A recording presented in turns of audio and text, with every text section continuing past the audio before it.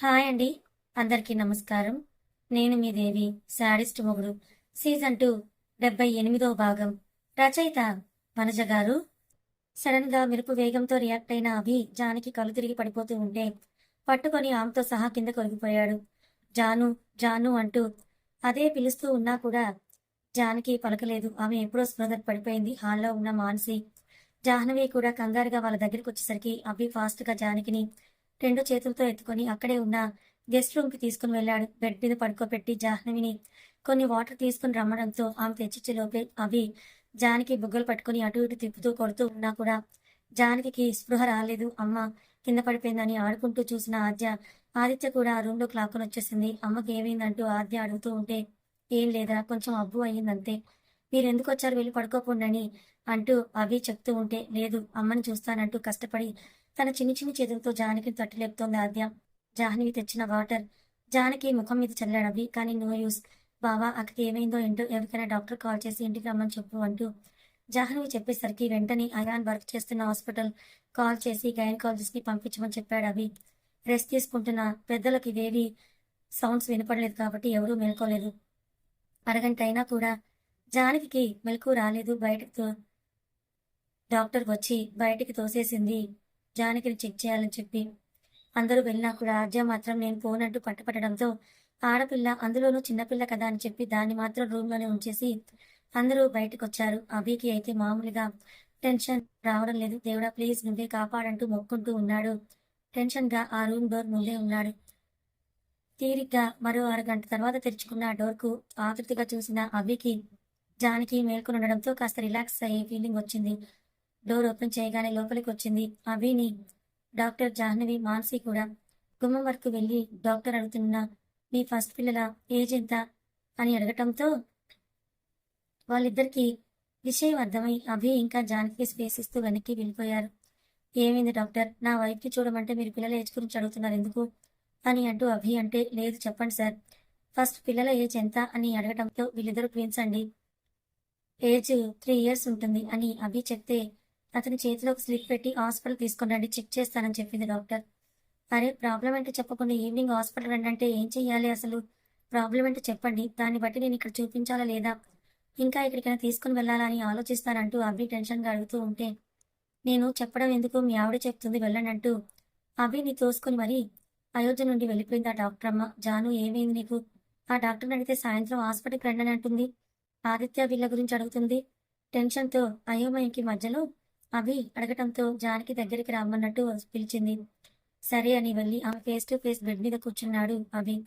ఆదిత్య ఎక్కడా అంటూ జానకి అడుగుతూ ఉంటే బయటున్నాడని చెప్పాడు అభి. ఒకసారి లోపలికి రమ్మనవా అంటూ జానకి అడగటంతో సరే ఇప్పుడు వాడితో ఎందుకురా అని అంటూ అడిగాడు అభి. ఓహో ఏం లేదు, ఒకసారి పిలవండి అని అనగానే రూమ్‌లో నుండే ఆదిత్యని పిలవడంతో బుడిబుడి అడుగులు వేసుకుంటూ ఆ రూమ్‌లోకొచ్చి అభి ఒళ్ళో సెటిల్ అయిపోయాడు ఆదిత్య. ఇప్పుడైనా విషయం ఏంటో చెప్పరా జాను, నాకు చాలా టెన్షన్‌గా ఉంది అంటూ అభి హైరాణ పడిపోతూ ఉంటే ఆద్యని జాగ్రత్తగా తన ఒళ్ళోకి తీసుకుని అభిని కాస్త ముందుకు లాగి అతని చెయ్యి ఆమె పొట్ట మీద పెట్టుకుంది జానకి. ఏంటి, నేను అడుగుతుంటే నువ్వు సమాధానం చెప్పకుండా అంటూ ఆగిపోయాడు ఏదో సెన్స్ చేసిన అభి. ఎలానే అంటూ అభి అడిగితే జానకి కోపంగా చూస్తూ అలానే అని చెప్పింది. సర్లే, ఇప్పుడు ప్రాసెస్ గురించి ఎందుకు, కానీ నిజమా అని అభి అంటే 90% డాక్టర్ కన్ఫర్మ్ చేసింది. ఈవినింగ్ హాస్పిటల్కి వస్తే ఇంకొన్ని టెస్టులు చేయాలంది అని అంటూ జానకి తలదించేస్తుంటే మెల్లిగా దగ్గరకొచ్చిన అభి ఆమె గడ్డం పట్టుకొని పైకెత్తి తల మీద ముద్దు పెడుతూ thanks for the gift Janu అని చెప్పడంతో లైట్‌గా సిగ్గుపడిన ఆమె అభి కౌగిల్లో వాలిపోతే ఏం అర్థం కాక పిల్లలిద్దరూ చూస్తూ ఉంటే సాయంత్రం చెప్దాం వాళ్ళకి అనుకున్న జానకి ముగ్గురిని కలిపి హత్తుకొని అలాగే 5 నిమిషాలు ఉండిపోయింది. కానీ అభి మనసులో ఒక పాయింట్ రన్ అవుతుంది. ఇంతకుముందు తాగిన మత్తులో ఒకసారి ట్విన్స్‌ని దింపేశావు. ఇప్పుడు మళ్ళీ తాగిన మత్తులోనే ఇంకొకసారికే మళ్ళీ ప్రెగ్నెంట్.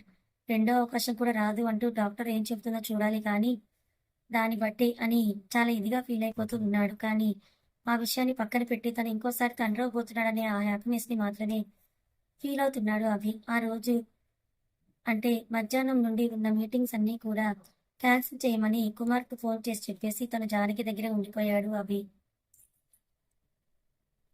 సాయంత్రం అవుతూ ఉండగా జానకిని హాస్పిటల్‌కి తీసుకువెళ్లాలని గుర్తు చేసిన అభి, ఆమె రెడీ అయ్యి వస్తాను అనడంతో హాల్‌లోనే కూర్చున్నాడు. బయటకొచ్చిన కౌసల్య, "అభి నువ్వు ఆఫీస్‌కి వెళ్ళలేదా?" అని అడగడంతో, లేదు మమ్మీ ఇందాకే ఇంటికొచ్చాను అని చెప్పాడు. జానకి రెడీ అయి వచ్చి పూజ చేయడానికి పూజ రూమ్‌లోకి వెళ్ళింది. దేవుడిని చూస్తూనే మురిస్తూ చాలా థాంక్స్ స్వామి. నువ్వు నాకు అనుకోని వరాన్నిచ్చావంటూ మొక్కుకొని బయటకొచ్చింది. అభి వెళ్దామా అనేసరికి ఎక్కడికైనా వెళ్తున్నారా అని అడగకూడదు కాబట్టి కౌసల్య సైలెంట్ అయితే, మా చిన్న పనుంది. నేను జానకి బయటకు వెళ్తున్నాము. వెంటనే వచ్చేస్తాము అని చెప్పాడు. ఎందుకంటే ఇప్పుడే కాదు. డాక్టర్ కన్ఫర్మేషన్ అయ్యాకే అప్పుడు ఇంట్లో వాళ్ళకి చెప్దాంలే అని అనుకుంటూ, సరే నాన్న అలాగే జాగ్రత్తగా వెళ్ళిరండి అని ఆర్యని తీసుకొని వెళ్ళట్లేదని అడిగితే, కౌసల్య లేదమ్మా తన ఇంట్లోనే ఉంటుంది అని అభి అంటే, ఏముండడంరా రోజు నువ్వు ఆఫీస్‌కి వెళ్ళిపోయాక ఎంత అల్లరి చేసి ఏడ్చి, నానా యాగి చేస్తుందో చూస్తున్న మాకే తెలుసని కౌసల్య అంటూ ఉండగానే 2 చేతులు నడుము మీద పెట్టుకొని నిలబడిన ఆర్య, నాన్న యాడికి పోతున్నారు అని అడగటంతో, అభి ఆర్య ముందు మోకాళ్ళ మీద కూర్చొని, నీకోసం గిఫ్ట్ తీసుకురావడానికి వెళ్తున్నాను మా, త్వరగా వచ్చేస్తా. నాన్నమ్మని, అమ్మమ్మని ఎవరిని ఇబ్బంది పెట్టకూడదంటూ అభి చెప్పేసరికి కళ్ళు చిన్నవి చేసి చూసి, సరే అంటూ తల ఊపింది ఆదిత్యని. అన్నీ అర్థం చేసుకుంటాడు కాబట్టి వాడికేమీ చెప్పే పనే లేదు. ఇంకా అభి, జానకి ఇద్దరు అయాన్ వర్క్ చేస్తున్న అంటే ఆ గైనకాలజిస్ట్ వచ్చిన హాస్పిటల్‌కి బయలుదేరారు.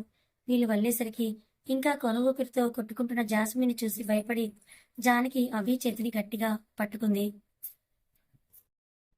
జాస్మిన్ అంటే అక్కడ ఒక అమ్మాయి కొన ఊపిరితో కొట్టుకుంటుందని తెలుసు కానీ తనెవరో ఏంటో తెలియదు కానీ అది చూసి భయపడుతున్న జానకిని అటువైపు నుంచి ఇటువైపుకి తెచ్చుకుంటూ గైనకాలజిస్ట్ నేమ్ అడిగి ఆవిడ ఫ్లోర్ ఇంకా రూమ్ నెంబర్ ఏంటో కనుక్కొని అభి జానకి డైరెక్ట్‌గా అక్కడికి తీసుకువెళ్ళాడు. సీతారామపురం ఊర్లోని కొంతమంది పెద్ద మనుషులు గీత, జాస్మిన్‌లు తెలుసుకుని అదే హాస్పిటల్‌కొచ్చారు. పూర్తిగా పడిపోయిన ఆమెని చూస్తూ అందరూ ఏం జరుగుతుందో అని భయపడుతూ ఉంటే అది చూసిన అయాన్ మాత్రం తనని వెంటనే ఐసీయూకి షిఫ్ట్ చేయండని చెప్పాడు. తన కర్తవ్యాన్ని గుర్తు చేసుకుంటూ. అయాన్ ఆ మాటలు చెప్పగానే ఊరి పెద్దలు అతనికి నమస్కారం చేస్తూ, బాబు ఆ అమ్మాయిని కాపాడైనా మా ఊరికి మేలు చేయాలని వచ్చి చావుకి దగ్గరలో నిల్చుంది బాబు. ఎలాగైనా ఆ పిల్లని బ్రతికించు బాబు అంటూ వాళ్ళు అడుగుతూ ఉంటే నేను ట్రై చేస్తానండి అని చెప్పి వెంటనే ఐసీయూలోకి వెళ్ళాడు అయాన్. జాస్మిన్ ముక్కుకి వెంటనే ఆక్సిజన్ మాస్క్‌ని తగిలించి ముందు ఆమె గాయాలకు క్లీన్ చేసి బ్యాండేజ్ వేశాడు అయాన్. ఆమె అన్ని రీడింగ్స్ నోట్ చేసుకుంటూ ఆమెకి ఎంత ట్రీట్మెంట్ చేయాలో అంతా చేసినా కూడా ఆమె పల్స్ నార్మల్‌కి రాలేదు. దాంతో అయాన్ ఆమె ట్రీట్మెంట్‌లోని డోస్ ఇంకా పెంచేస్తూ ఏమైంది ఈవిడికి అని అనుకుంటూ ఎవ్రీథింగ్‌ని నోట్ చేసుకుంటూ ఐసీయూలోనే ఉండిపోయాడు.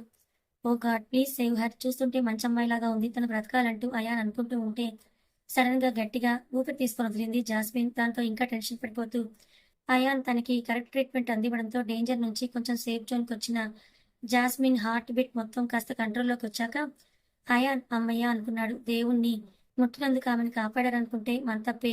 అయాన్ ఇచ్చిన బెస్ట్ ట్రీట్మెంట్‌తోనే ఆమె నార్మల్ అయింది. ఇంకా ఆలస్యం చేయకుండా దెబ్బలు తగిలిన చోట్లోని అన్ని స్కానింగ్ చేశాక కుడి చెయ్యికి ఎడమ కాలు ఫ్రాక్చర్ అయ్యాయని తెలుస్తూ ఉంటే వాటికి కూడా ట్రీట్మెంట్ చేసి లోపల రాడ్స్ వేశాడు అయాన్. అతనికి అర్థమవుతోంది ఆమె సుమారు 5, 6 నెలలు కంప్లీట్ రెస్ట్ తీసుకుంటే కానీ నార్మల్ అవ్వదని.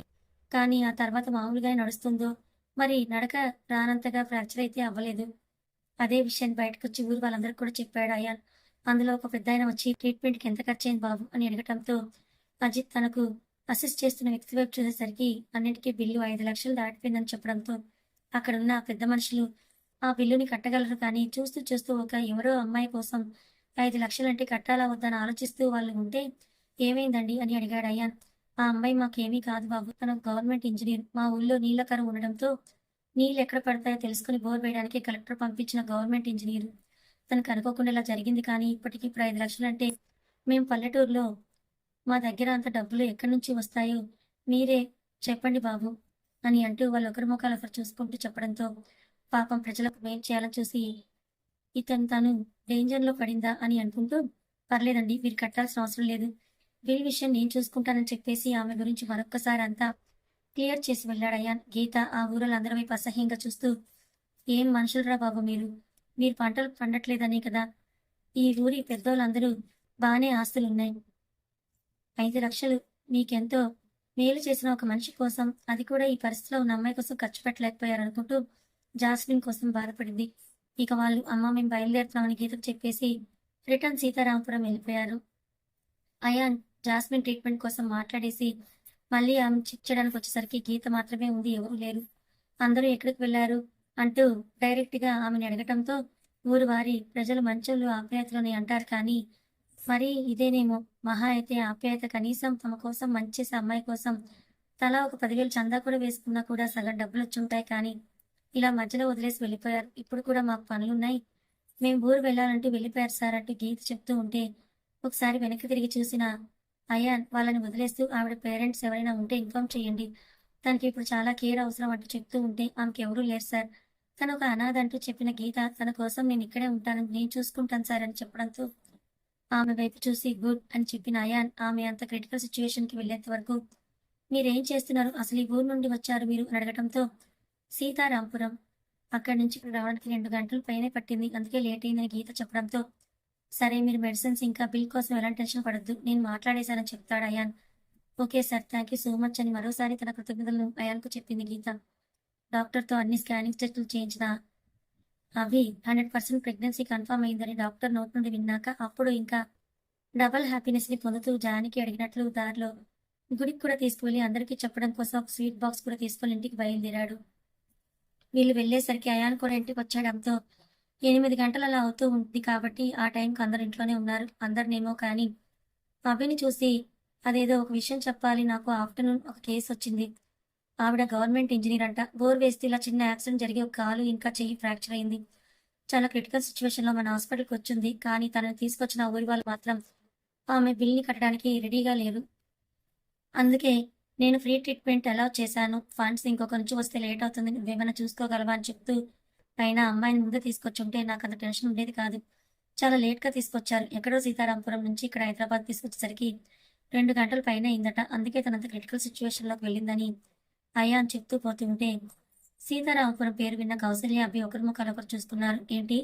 ఏ ఊరన్నావు అయాన్ అంటూ అభి మరోసారి అడిగేసరికి సీతారామపురం అని చెప్పారు అని అంటూ, మీరు కూడా బయట నుంచి వస్తున్నారా? చేతిలో స్వీట్ బాక్స్ ఏంటి అని అయాన్ అడిగేసరికి, తాము ఎంత హ్యాపీగా ఉన్నారు ఇంటికి చెప్పడానికి వచ్చారు. అయాన్ చెప్పిన విషయంతో మర్చిపోయిన అభి, స్వీట్ బాక్స్ ఏంటి అని అడగటంతో, ఆ విషయం తర్వాత డిస్కస్ చేయాలని చెప్తూ హాల్‌లో ఉన్న అందరిని ఉద్దేశించి, మీ అందరికీ నేనిప్పుడు ఒక గుడ్ న్యూస్ చెప్పబోతున్నాను అంటూ చెప్పాడు అభి బాబు.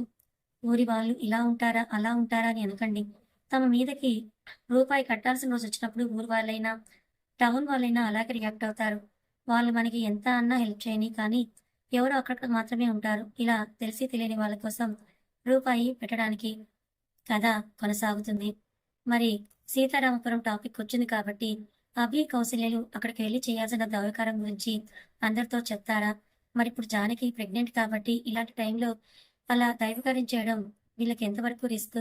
మరి ఈ దైవకార్యాన్ని నిర్వర్తించడంలో అభి, జానకిలు సక్సెస్ అవుతారా లేదా తెలుసుకోవాలనుకుంటే ఛానల్‌ని సబ్స్క్రైబ్ చేసుకొని ఫాలో అవ్వండి. కథ నచ్చితే లైక్ చేయండి. లైక్ బటన్ మీరు ప్రెస్ చేయగానే పక్కనే ఉన్న హైప్ బటన్ వస్తుంది. దాన్ని మీరు కనుక ప్రెస్ చేసి పాయింట్స్ ఇస్తే మన ఛానల్ గ్రోత్‌కి ఈ వీడియో మరికొంతమంది చేరడానికి హెల్ప్ అవుతుంది. ప్లీజ్ చేస్తారు కదూ! Thank you so much for watching.